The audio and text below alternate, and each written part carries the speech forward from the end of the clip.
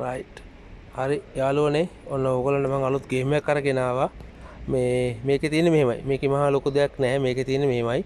මේකේ තියෙන්නේ ඉන්නවා අගබිසවරු 10 දෙනෙක්. හරිද? රජතුමාට අගබිසවරු 10 දෙනෙක් ඉන්නවා. ඒ 10 දෙනාගෙන් රජතුමාට එක අගබිසවක් ඕනේ. එතකොට අපි එක අගබිසවක් ගන්නකොට මේකේ තියෙන පොඩි ගේම් එකක්. ඒ ගේම් එකේ විතර තමයි ගන්න ඕනේ. දැන් අපි උදාහරණයක් වශයෙන් කිව්වොත් එහෙම මේකේ මෙහෙමයි. හිතන්නකෝ දැන් මේක 1 කියලා.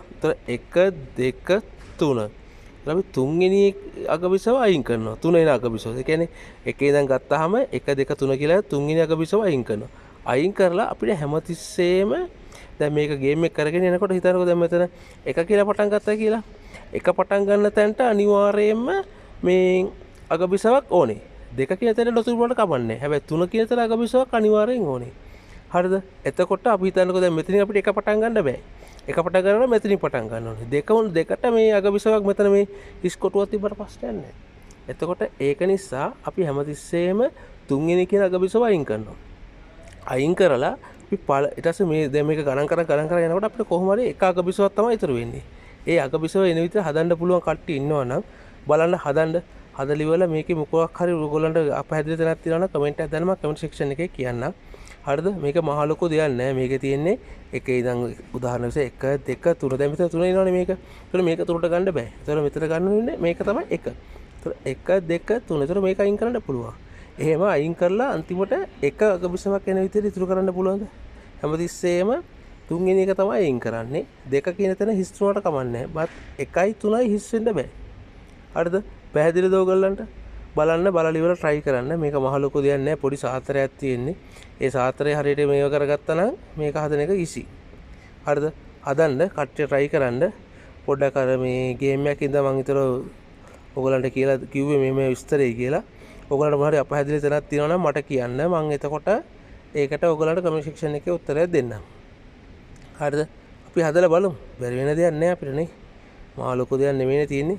රජතුමෙක් ඉන්නවා. රජතුමාට එක අගබිසවක් වෙන විතරයි තියෙන්නේ. ඒතර මේ ටික ගණන් කරලා අයින් කරාම එක අගබිසවක් මේ එනවා.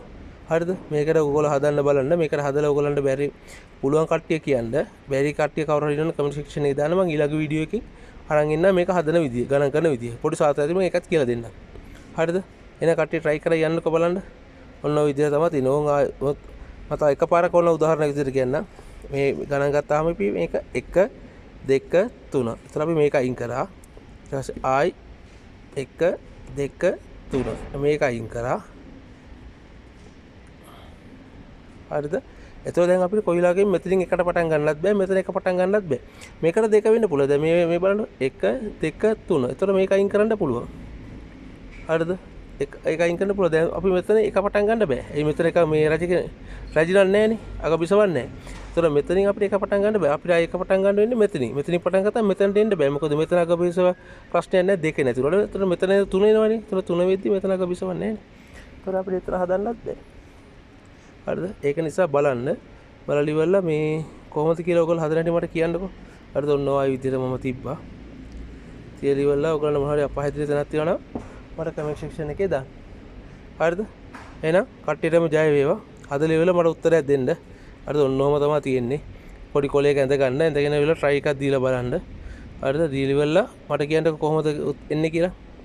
හරි. එහෙනම් කට්ටියටම ජය වේවා. අපි හදාගෙන යමු.